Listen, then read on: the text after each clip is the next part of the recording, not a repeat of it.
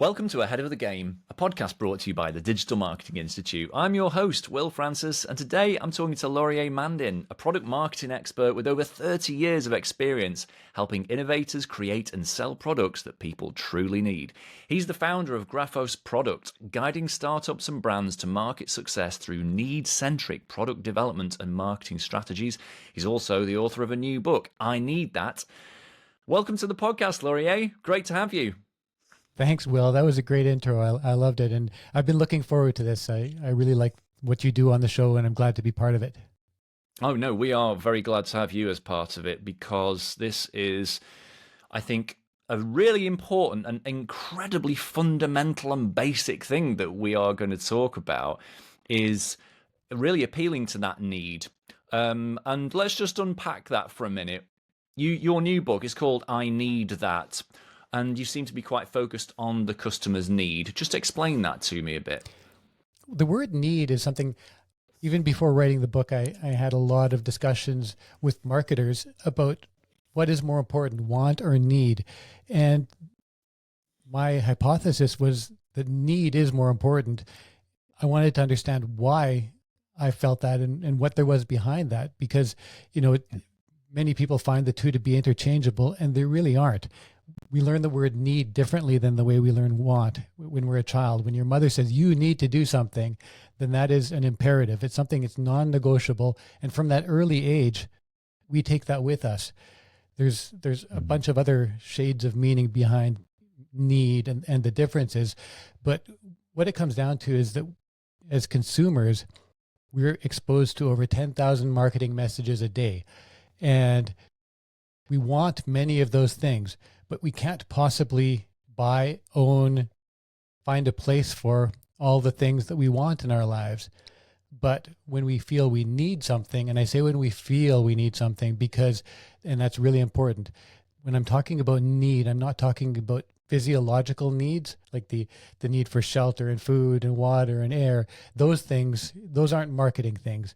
Even if we're buying expensive bottled water, that is based on other parts of what Maslow's hierarchy of needs, the famous psychological breakdown and of the way that we interpret and the way we feel what we call needs. And so, I looked at kind of the history of the word need, even in our vernacular, and in English literature, in modern English literature, we actually use the word need more than 6 times as often as we did in 1800. It's that increase in the usage of the word for some reason, and at that same time, we've become less and less in need, and that is because what we use the word need for is generally perceived needs. And a good example of it is air conditioning. When I was a kid, nobody had air conditioning in their car except a few rich people. My grandfather, who was a dentist, had the first air conditioning I could remember in a vehicle. And now it's something you can't buy a vehicle with because we all feel we need it. And the same thing in our homes. Billions of people live without air conditioning in their homes. But if you live with it for one summer, you're going to believe you need air conditioning, and you will argue it, and you will make sure you get it. And that's the way it is with many of the things as consumers that we look at. At some point, something that we see and we kind of want flips into, I need that. And from that point forward, we view it as non-negotiable, and we become determined to acquire that thing. So if you decide that there's a certain car or a certain phone or something else that you need, that in your mind has now been assigned a higher level of priority and urgency than anything else that you might consider. And there's a very, very good chance that you're going to buy that. So because that is something that is controlled, because it's a switch that flips in our mind, that means that as marketers, we have the ability to help people to recognize something as a need, to nudge them to make that flip happen, and to trigger that what I call the flip from want to need. Because once you can make a customer say, I need that, you've really won the marketing battle. True. I mean, it reminds me of the saying, it's easier to sell painkillers than vitamins. And I suppose it's that increased urgency, right, with a need. Absolutely, yeah. Because, a need generally and the pain comes from a different place. The pain that might stimulate someone to feel to begin a search for something is once that gets attached, once they see your product as the actual painkiller, now I believe that's when that flip happens. It doesn't happen by default. It takes their brain to do those little acrobatics to recognize, okay, I have this pain, therefore I need that painkiller. And it's, it doesn't happen necessarily automatically until there's that recognition that particular painkiller is the solution to the pain. Otherwise, they might just see it as yet another option, yet another thing that's being waved in their face until the connection gets made, right? Yes, yeah. It also reminds me of something that Alex Hormozy says. He's this famous kind of gym owner in the US who's become a big kind of entrepreneurship mentor globally. And, he says the pain is the pitch. If you can articulate someone's pain point, whether that's a true or, perceived pain point, you can actually just get into the grisly detail and say out loud in real detail what is grinding the gears of your target customer. You don't really have to try too hard to talk about how great your product is. Just merely seeing how deeply you understand their pain mostly does the job of winning them over, because most companies don't take the time to do that, to say that we see you, we get you, we know what you're really looking for, or what you're going through. To what extent do you agree with that? That it's not all about saying how great the product is. Sometimes it's really drilling down on articulating, saying out loud what the person's problem is. I think a big part of that, I completely agree with it, is the empathy that you show. And by doing that, there's bond building that happens too between your buyer and you as the person who created the product. If you're able to say, and very often this is done in marketing, to say, we created this product because we are like you, because we felt that very pain that you're going through right now. I think of Steve Jobs talking about the iPhone when he first introduced it. He was talking about, these styluses, I lose them all the time. What they call a touch screen is you have to press hard on it and drag your finger. It's not touch. He would talk about the pain that he feels trying to use this terrible browsing experience. And at that point, yeah, the pain is the pitch. The pain was entirely the pitch, about talking about what is so wrong about you poor people that have to struggle with what is now considered a smartphone.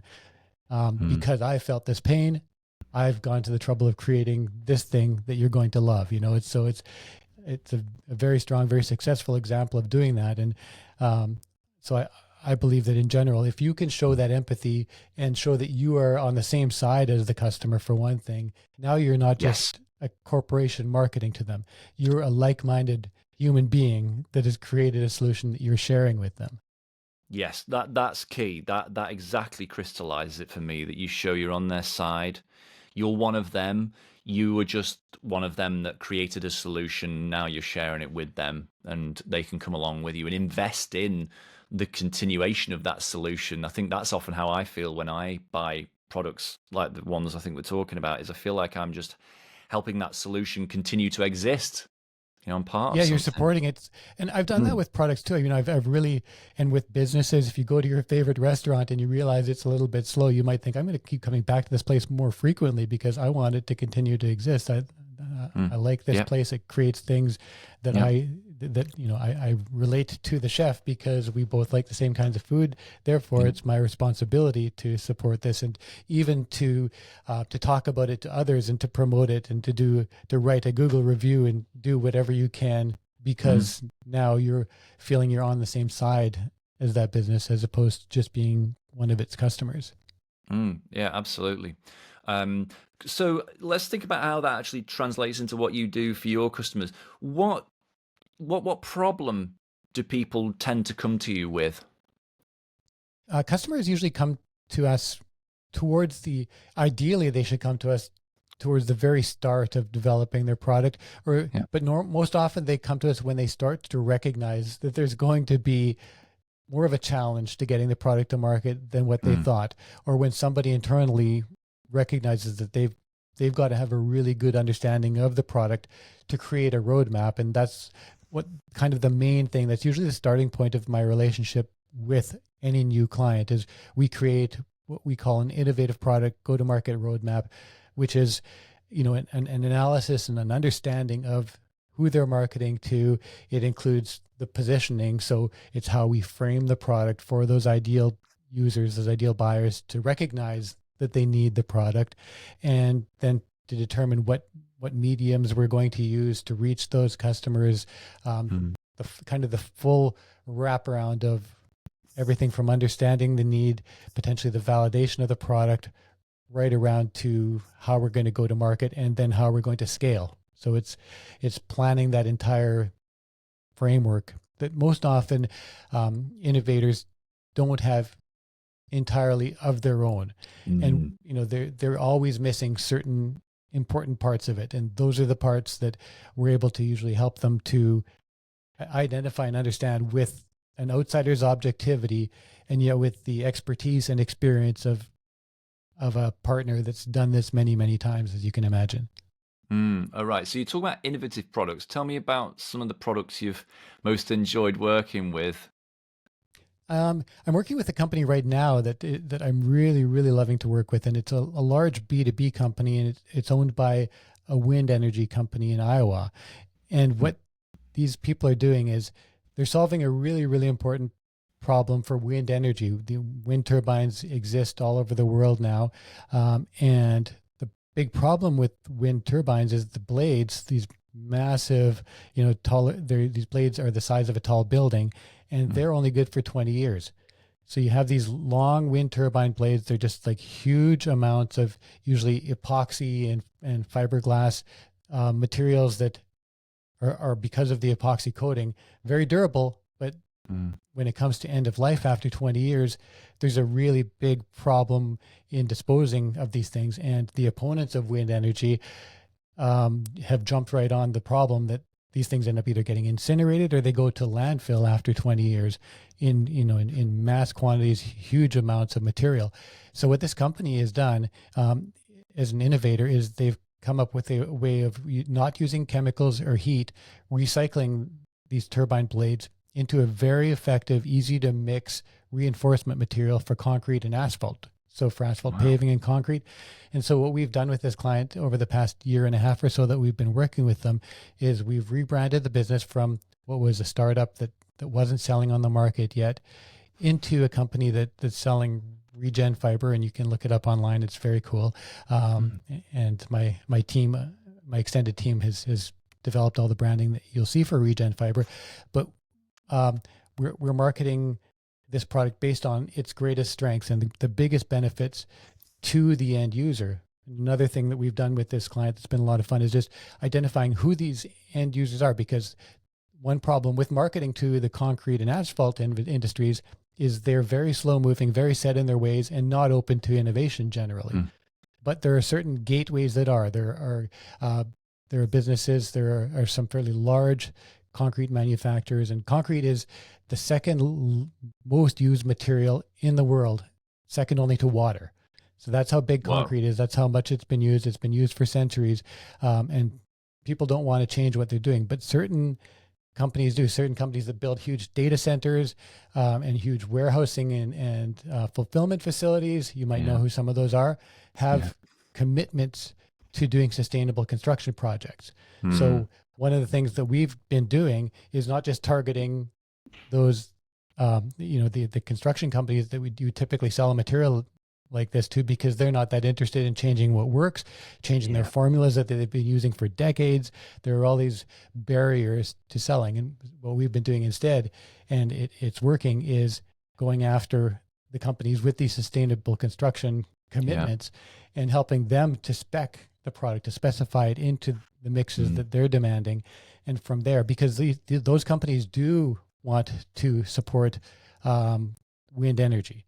That is part of they're actually buying wind energy specifically for their projects, but wind energy will have a problem if we end up with this ongoing problem. So that's a very interesting, very niche, when you think about a niche, if you're American, market to target. And part of the challenge with that one in particular was identifying that the audience, the buyers, weren't the ones that were initially perceived by the client to be the the buyers or the decision makers. Yes. It's these other people that want it for in their projects that don't typically spec specific materials.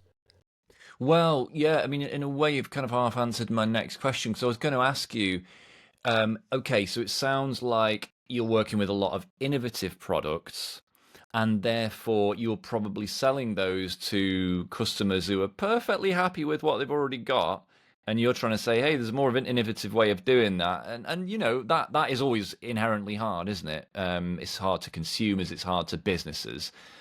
Um, and so because that old Henry Ford quote, I don't know if it's a true quote, but you know, if you ask people what they want, they'll just say they want a faster horse. People didn't want motor cars foisted on them, and they don't want innovation really. They just want a better version of what they've got. So I guess that was a very smart way of doing that. Is, well, let's not try and persuade those people. Let's go to the people who do have a need for something that this product achieves, sustainability, and appeal to that. But have you got any other ways that you can think of that you know, convince markets that they need an innovative, different product? That's a really good one. And what you were alluding to is, you know, as consumers, as buyers of anything, we're terrified of what's new. We're very neophobic. And, you know, we're neophilic and neophobic at the same time. We're attracted to and intrigued by new things, but we're terrified of them. And I think that goes back to the ancient wiring of our brain, like so many other things, is new. Something new that pops up in the forest is usually not there to help you. It's usually going to come and do you grave harm. So run away from that new thing, but then get behind a tree and watch it, because you're very curious about what that thing really is. And you see animals in the forest doing that with other animals and with people. And that's very much how we are as consumers, as buyers. When there isn't something that's new, we might find it looks pretty and shiny and interesting. But we have our ways, and many of the mental biases that we have, the barriers that we have to buying things, are very hardwired into us, and are really hard to defeat. Seth Godin says, you know, if there's one thing that's very good at sticking around, it's the status quo. And so that we are very biased in many different ways. I started an email series, and I write daily emails just as a way of discovering and sharing things with my readers of the book and with customers. And I started writing on different mental blockers, different types of biases. And there are so many of them that are associated with preserving the status quo, from, you know, sunk cost fallacy, where we overvalue anything that we've put any money into. If you put $20 into something 10 years ago, chances are you're still going to value that thing at, you know, $20 or more. And, you know, likewise with any other investment that we've got. So we cling on to these things. We have loss aversion biases, where we tend to be afraid of losing something much more than we are excited about getting something new. So, you know, almost everything within us as consumers is geared toward making us not buy new things. And the problem with innovators is they see it the other way around, and they're wrong. You know, they perceive that everybody's looking for a new thing, and everybody's going to, you know, see their ad and click on it and buy the thing right now when they do. And, you know, some people do, but not nearly enough, and not nearly as many as innovators tend to think. And so that's one of the things, probably one of my biggest jobs, is helping these people to understand that, especially when you have, you know, an inventor entrepreneur, or if you have a team of people that have been really working hard on a solution, and they just can't possibly imagine how everybody out there in the concrete industry, for example, isn't going to buy this reinforcement product that is way better. It works better. It's functionally, it mixes more smoothly, and it finishes nicer. And it's made from recycled materials. Why wouldn't they buy that product and put it in their material? Well, they won't, because it's very different. It absorbs water differently. It doesn't, they can't just run out to massive jobs, put that stuff in and do what they've always done. They're going to end up with concrete they've got to jackhammer apart, and, you know, flaws, and there's just all these barriers. So they're going to continue doing what they've always done until they've got no choice.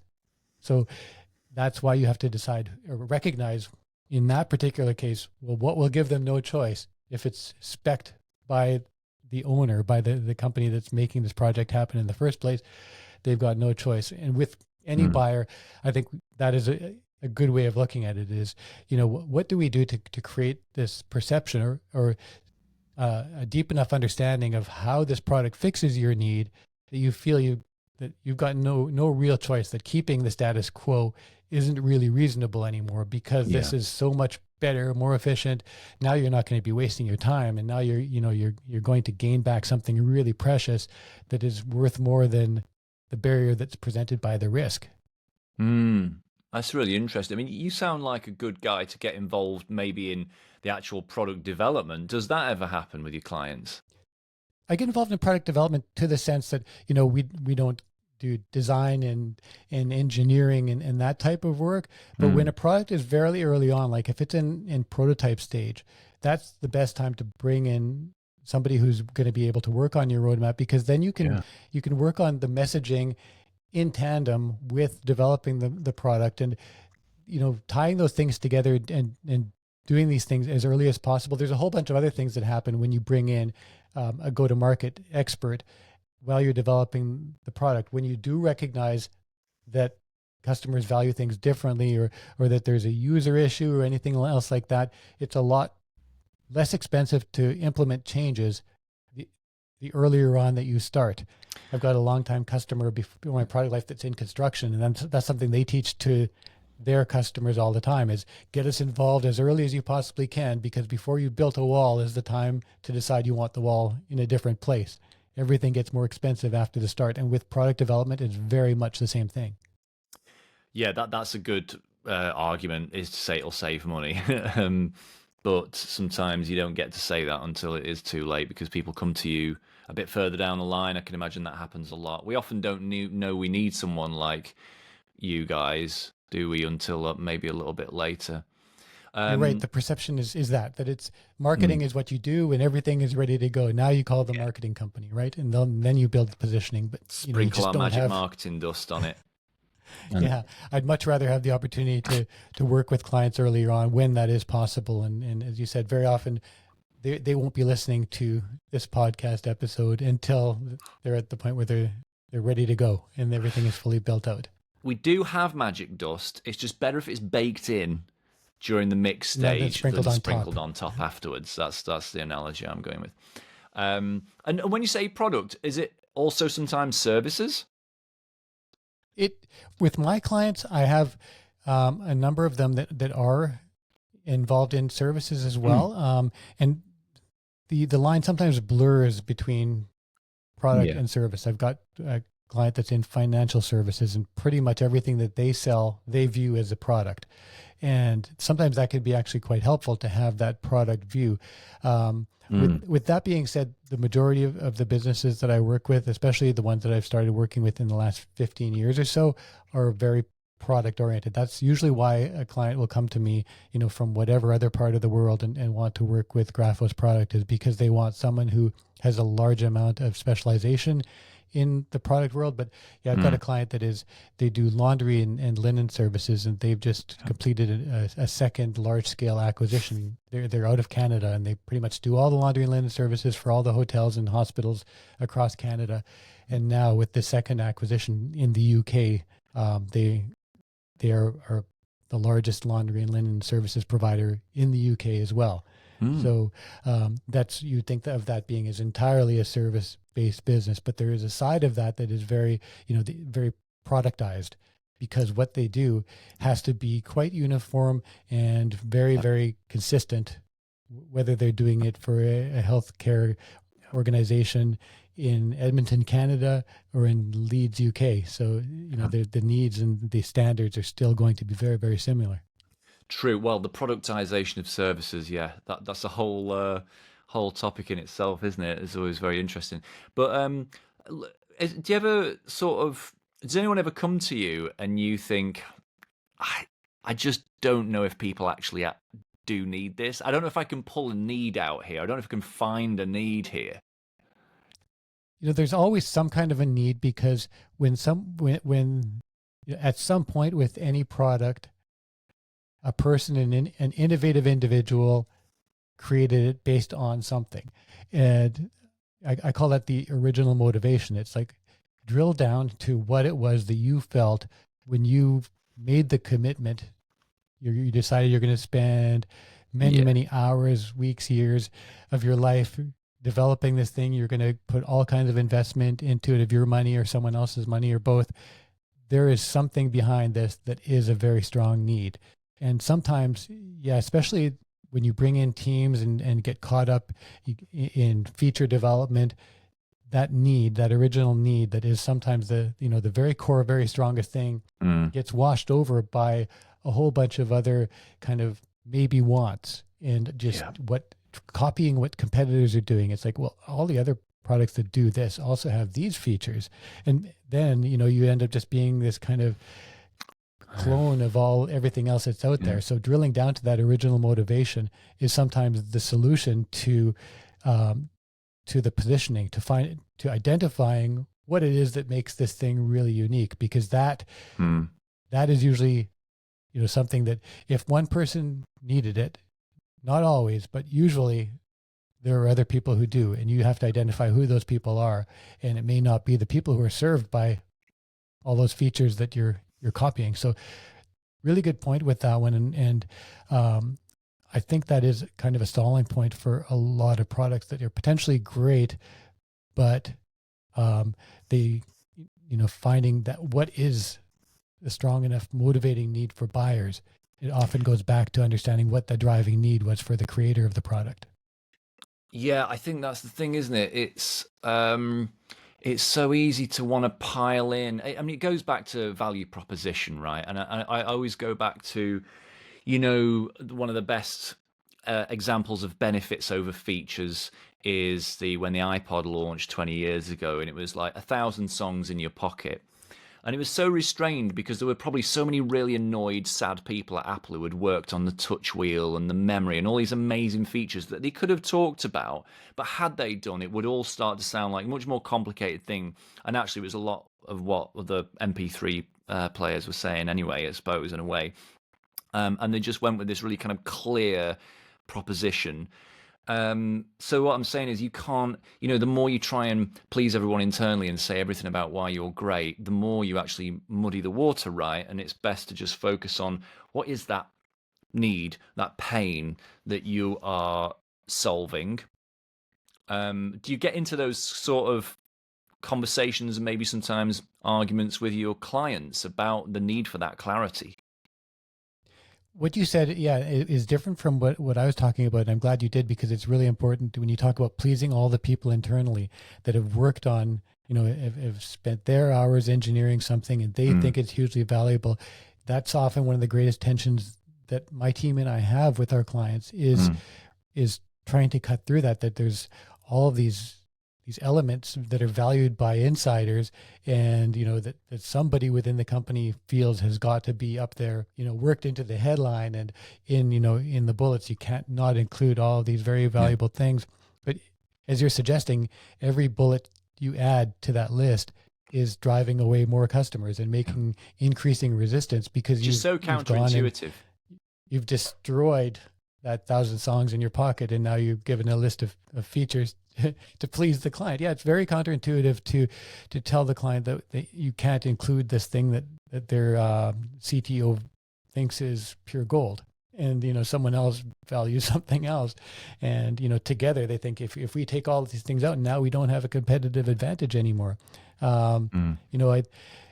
I think one of the things that I usually tell clients when we're facing that situation is we need something that, we're trying to develop a product here that is you've got to get people to go to the website. You've got to get them to grab onto one really big thing, because they can't grab onto 10 sort of big things.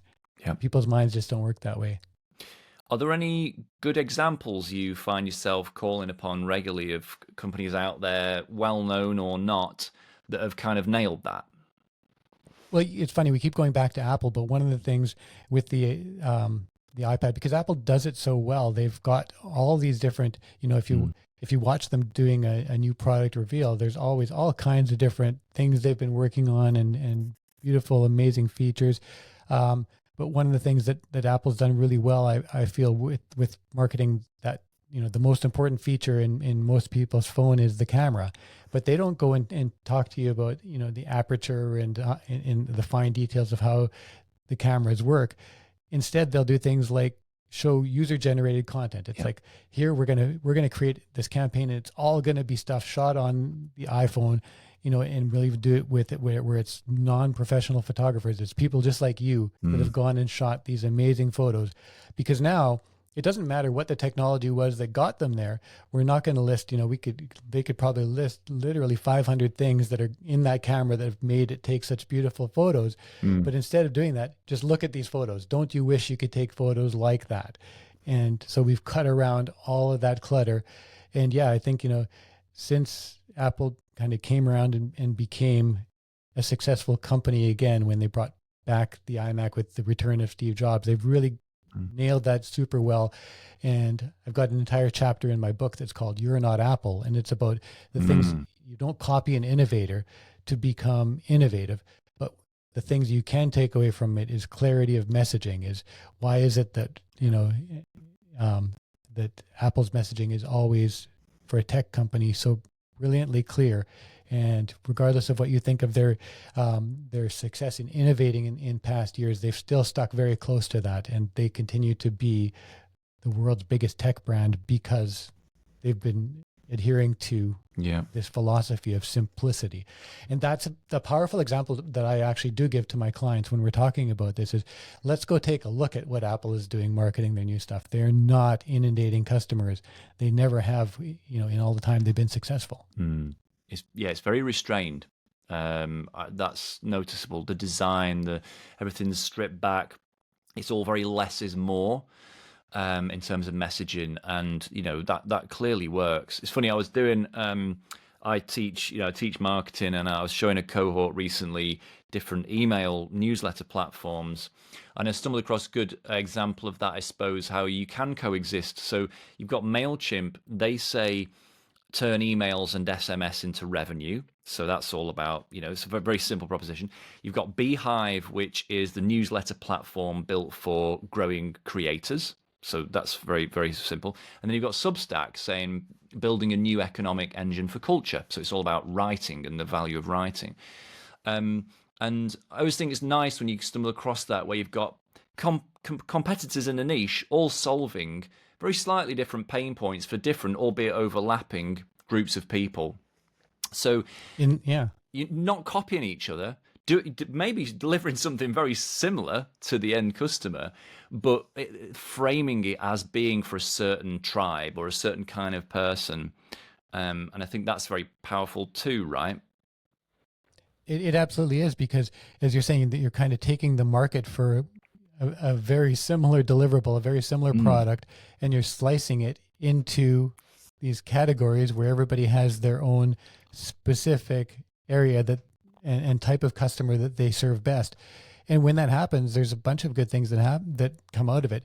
One of them is that now each of them in their niche can optimize their tool to make it very good at doing what it is they're promising to do, rather than trying to be all things to all people. And then you have all these different competitors that are all fighting over the same scraps, and the customer is losing out because they don't know which one to buy. None of them are just right. So if everybody picks their lane and stays in it, you end up with this really great potential thing that's happening. And that's a great example, of something, these tools that essentially send emails, but they have a different promise and a different way of connecting with what the needs are of these buyers, so that they can say, okay, this is the one that I need. Yeah, it interests me that. I do think that interests me, and it clearly you as well. And so you've gone into some detail about all this stuff in your book. Tell us about that. Tell us about what's in there and why you wrote it and what you wanted to tell the world through it. Well, the biggest reason I wrote the book was that I was seeing so many clients of mine, so many innovators making the same mistakes year after year. I've been watching this for 30 years, and people keep on doing the same thing. They keep on skipping validation, or just doing validation that isn't objective enough, doesn't have decent sample sizes. It's not giving them the feedback that they need, and they're building things wrong, that either aren't needed by anybody or enough people, or are not properly tested to understand who the buyers are, and to be able to craft the right messaging and to appeal to the right part of the buyer's brain. And I write a lot in the book actually about what I call the dog brain and the tank brain. And it's talking about the dog brain being the limbic system, which is the very, very fast processing part of our brain that sees images and in nanoseconds is able to process whether that's a good thing or a bad thing, and whether you like it or you don't, and drives decision making, compared to what I call the tank brain. That's the neocortex, which is very slow moving, analytical, takes a lot of energy. It's the biggest part of our brain that we don't like to engage very often, and it gets easily bored. So a lot of what I talk about throughout the book is how to leverage that fast moving dog brain that gets all excited and hyper, and it's wagging its tail when it sees things, and it kind of does its best to shut off the rationalizing, the boring, painful rationalization of the tank brain by using images, by showing visual comparisons, because the dog brain isn't even capable of processing language. It's just all about what it likes at a glance, and those very quick responses. It'll take inputs from the neocortex that's really slow and turn that into, hey, I like that, or no, don't like that. It does it makes these judgments that are very emotion based. And so I think a big part of connecting these innovators with their audiences is simplifying, doing kind of what we're talking about. Hey, do you like this photo that these people shot on this camera? Yeah, that's beautiful. I want that. I need that. And being able to convert it to something that is going to connect with buyers on an emotional level. And it happens, we often think about these things as being consumer product marketing techniques, but really everybody is a human being, and everybody does have that dog brain that grabs onto things more effectively when they're shown as visuals and comparisons and before and after, and is very simple, succinct messaging. Even if the breakdown of it is more complex, we're very much driven by the will to achieve certain exciting things that that are exciting. I'm going to get a raise. I'm going to get a promotion if we're able to work this, and I'm going to get free time on the weekends so I could do the things I really love if we buy and implement this new software at our business. Well, I was going to ask you about that, because you're talking about that, and I'm like, okay, even procurement people, do they have a dog brain? And I know the answer is yes, of course, but in B2B, we always, I think, lean way too much on the analytical side of the brain, or appealing to that. Do you think? Yes, and I would say with procurement people are really much, their whole job is to use the tank brain and to break everything down and take out the emotion and turn everything into comparables. But they almost always answer to people within the company that are being motivated by their dog brain. The people who are saying, no, it has to be this company, it has to be this product, it can't be that one. We've tried that one. That way doesn't work. We need these outcomes, and we're really excited about these outcomes. So find a way to make that deal work with the company that we've decided with our dog brains that we're going with. Yeah, it's funny that. You talked about validation there. I'd love to just double click on exactly what you meant and what that process looks like when you carry that out, or when your clients do. Well, yeah, regardless of who's carrying it out, validation, the super important parts of that, and it is really the one piece that is most often, if not overlooked, underutilized and underdone. Regardless, I've worked with large product making companies that have just gone and built things because somebody, some C-suite person has decided that this is going to be needed by the market, and then they end up with warehouses full of that product because that was a wrong choice. Things changed, but customers, voted with their wallets and said that they don't need that thing.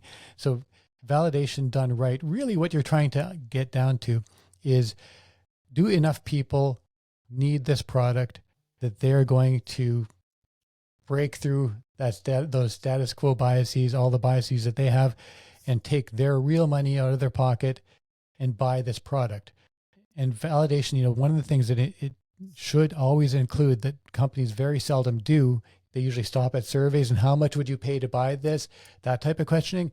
But very few actually go to the point of doing the real money test, where you're asking people to take real money out of their pockets and put it down to buy this product. And that can be done, in a number of ways, even on at a fairly large scale, just by, something. Elon Musk does that test when he's asking people to commit to buying the Cybertruck. You're asking people not to commit necessarily all the real money for that purchase, but even a portion of it, to say, yes, I'm willing, I like this idea enough that I'm willing to make a small payment on it, taking that risk. True. That's a kind of a pledge and a promise. And it's much more than saying, yeah, I like that. Now these people are saying, I need that, to the extent I'm going to buy it. Very few businesses do that, and it's not hard. And I often tell people that, if you can't get people to take money out of their pocket, at a smaller amount over the idea of the thing, either you're not presenting the idea well enough or the idea isn't good enough. That's interesting. That, yeah, I know it was in the UK, it was £100 to go on the wait list for a Tesla of any model, probably the same sort of thing for the Cybertruck. And again, it's that I'm serious about this. It's enough to be serious about it. It's not huge money, but it's enough, isn't it? That's interesting. So yeah, you're a bit skeptical about softer measures like surveys or running fake ads to see if people click and that kind of thing. I always am skeptical about things like that just measure what people say or think they're going to do, because too often, they don't live up to what they're saying. It's just that old talk is cheap, and especially when you're asking people questions. And that's another thing that that innovators and even the people who work for them that try to be objective very often do wrong, is kind of asking questions around, do you like this? Would you buy this? How much would you pay for this?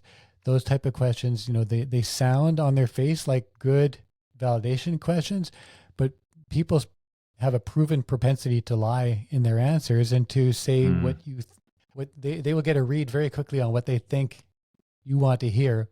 And as pleasers, the majority of those will tend to tell you exactly what you want to hear. So if you're giving them a comparison where they don't know which one you're selling, that's a much better approach to doing it. Even better yet is to explore the underlying need and have them tell you in their own words what it is they need, how they solve a specific problem, what is wrong with that specific problem, and understand, what would they see as the value of solving that specific problem, as opposed to how much would you pay for this handbag instead of the one that you've got right now, or that type of question where it's the buyer is quite inclined to give the wrong kind of information. And truthfully, I wish that more clients would even go to the trouble of doing the wrong kind of validation work, because very often they come in with the only people they've asked is their peers. They've asked people around them, family and friends who, there's a really good book called The Mom Test, which is all about product validation by Rob Fitzpatrick. And he's become a validation expert out of writing that book probably a decade or more ago. And I've talked to him on my own podcast, brilliant guy, but he's very good at and informed a lot of what I wrote about in what my own validation work is really very much built on the philosophies in the Mom Test, and getting to understand what really is important to know from your customer before you start to even ask your questions, and really taking that look at your questions and making sure that not only are you not leading people, but you're really drilling down to those underlying needs. Interesting that. Yeah, you're not the first person to mention that book on the podcast, actually. So, and I still haven't read it, but I will do. It rises up the list every time someone mentions it. Right, and so I know that obviously what you do isn't in any way templated or off the shelf, I know, but just give me a sense of what the process is when I come to you guys, when it's time to go to market. If I was to get you to, I want to get this product to market, is there a sort of process for that? There is a process, and with what I mentioned earlier is our innovative product go-to-market roadmap, we have a about almost 30 different components that we Oh, wow. bring together in building this thing. We've been doing it for a lot of years now. So we quite quickly recognize what those different components are. There's always a really important, we shape our discovery phase around what we recognize as being the most important components that we are going to build out. And we seek to understand, from the level of validation that we can do on the product. If validation has already been done, sometimes we can build on that to make it more informative. We really get to understand the team of the client, the people that they have on their side, to look at the market research they've done. I've got one client that's a very large B2B that's international and based in Buffalo. And they typically come to us with just, I was going to say binders of, but the digital equivalent of binders of information that they've done in their research. And so very often what we're doing is weeding through customer research that has been done and finding out what is the most relevant, because what we're trying to do is understand the segments of people most likely to become early adopters, and who are the people that are going to, out of all the people who can buy this thing, who are the most important to focus our efforts on. Because what I want my customers to do more than anything, my clients, is to be able to create and engineer really great experiences in early adopters. Because our goal is go to market. It's about creating these really great experiences. We don't need a million of them to start. We need a handful of really great experiences that we can learn from and build on. So it's kind of reverse engineering is our number one job. Who those ideal buyers are, how to create those, the best possible experiences. And from there, how we will branch out and scale the product. So the scaling plan, determining what the best media tools, channels are in order to take the product to market. All of those things are part of the go-to-market roadmap. Yeah. And so there's, I guess, to go back to your original question, we don't have, as we are kind of productized in creating this service.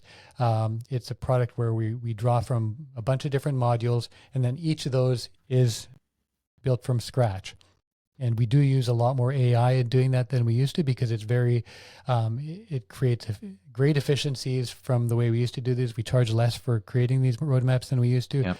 But one of the things that the more you use AI tools to do things like this, the more you're able to use your expertise to fix all the problems. If you use AI to create a go-to-market roadmap, you're going to get one that looks like what all your competitors would get.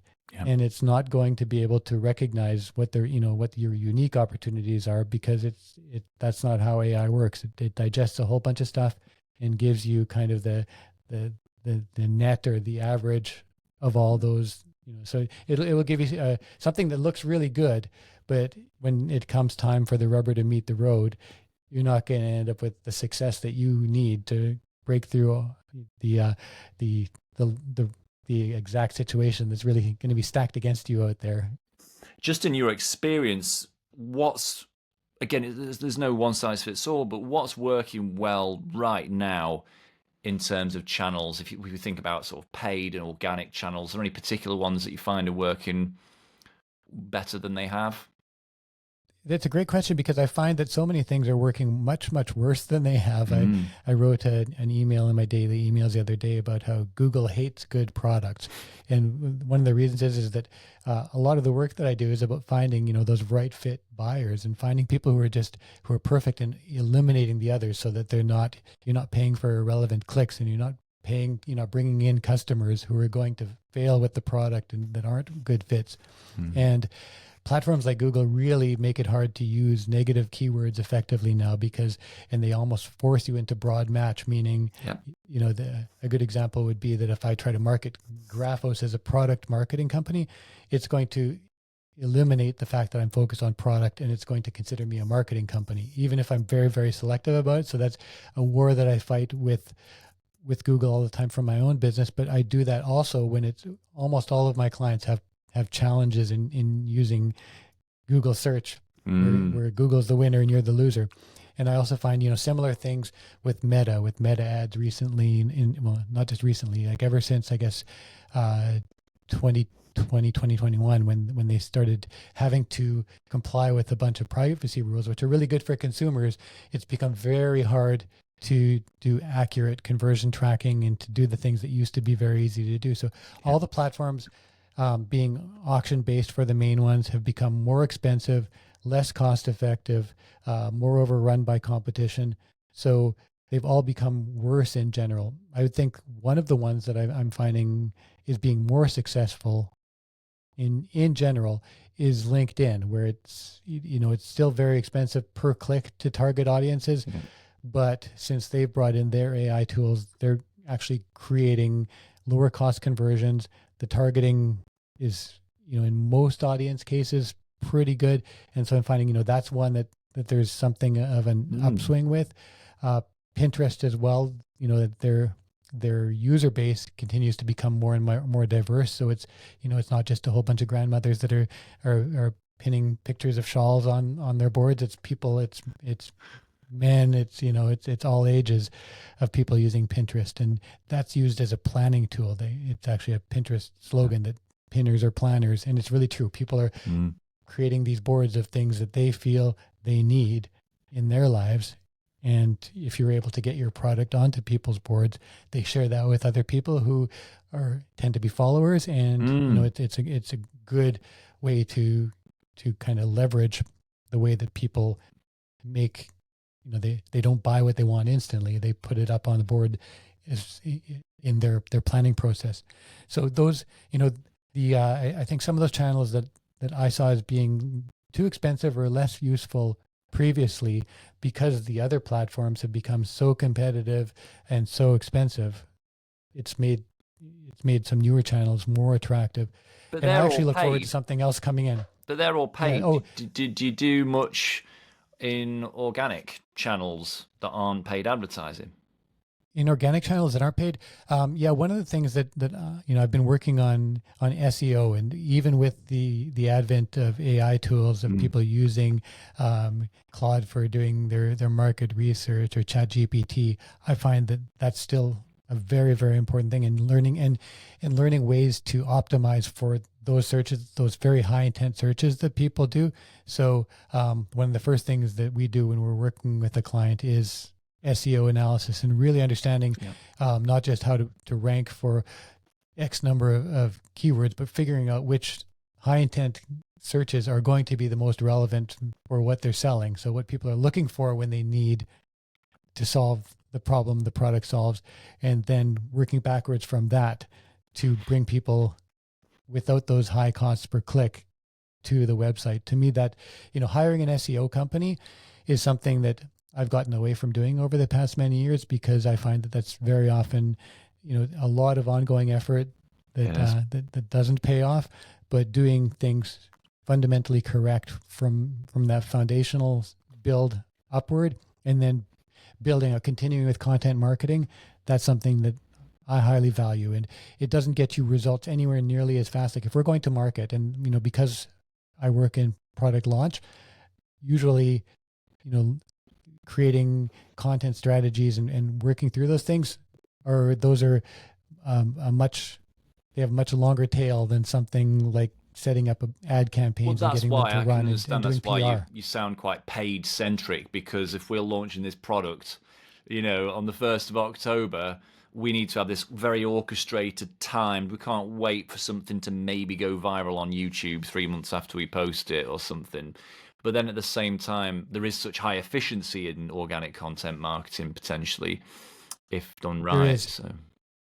Yeah, and I'm glad you mentioned that, because I think I drift over to talking about paid right off the hop. But even I'm working with a client right now that is going to launch in just under a month, and we've already written 4 very solid blog posts that are meant to leverage the top 4 keyword searches that we feel to be important to people who will buy that product.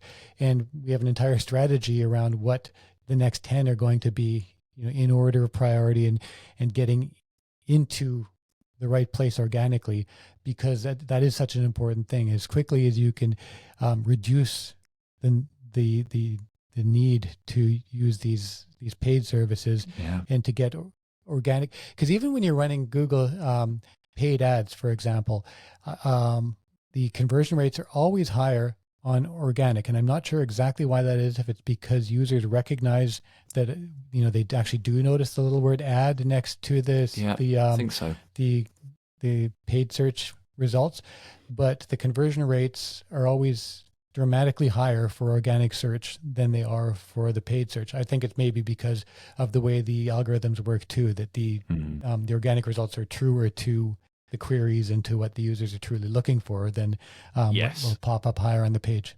If you're doing your own search, you realize that it's like, oh, that's just there because one of my keywords was programmed into the ad campaign, whereas the organic results are based on all of my keywords. Yeah, no, I'm sure. Or the idea. That's very interesting. Okay, so for someone launching a product to market, what are the main practical tips you would have for them to consider or do when approaching that challenge? Well, can I say sign up for my daily emails at lmandin.com? Yeah. Because that's why I write these things, and they're absolutely free. And my job in doing these things, the reason why I write an email every single day for people is because I want to move these same innovators forward with ideas that they can process and digest and try. There's always a try this type of call to action at the end of these things. And so my entire purpose with creating these things is to help people to stop making mistakes and to start getting things right. I guess the big brother of that would be buy I Need That, because the book is written for that particular solution. Yeah. And aside from these things that are very much what I want you to do for me, what I want you to do for you as an innovator is really do think about your validation. Think about doing it in a way that's solid and objective and gets down to the true need that your customers, your ideal buyers, not just your customers, the ones who are going to value the product the most and recommend it and become brand advocates. What did those people want in it, and how are they going to tie those things together? So get validation right.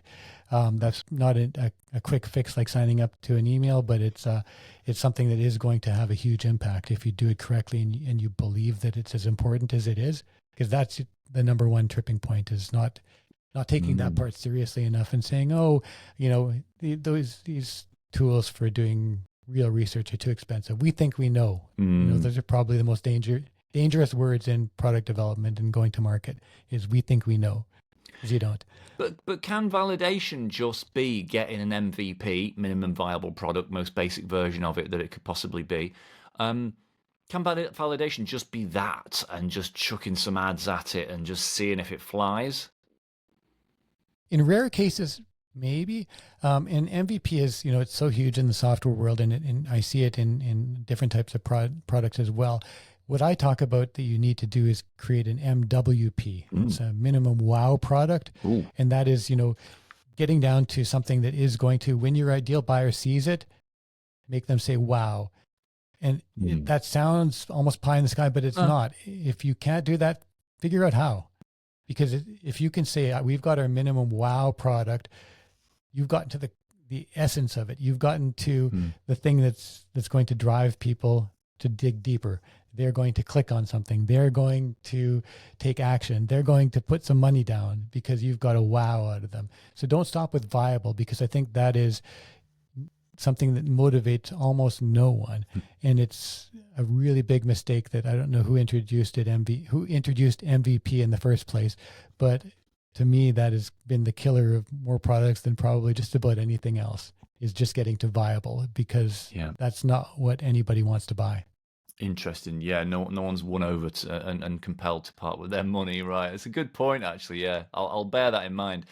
That's very good. Well, look, thank you so much. Just remind people where they can find and connect with you online, Laurier. Sure, you can go to graphosproduct.com. That's GRAPHOS product.com, and that's where my main website is for the business I do. And if you're interested in the book or signing up for those daily emails, go to lmandin.com. Well, look, Laurier, it was an absolute pleasure to catch up with you and learn from you. I feel like I've learned loads, and I hope to chat to you again soon. Thank you. Thank you, Will. I really do appreciate your time too.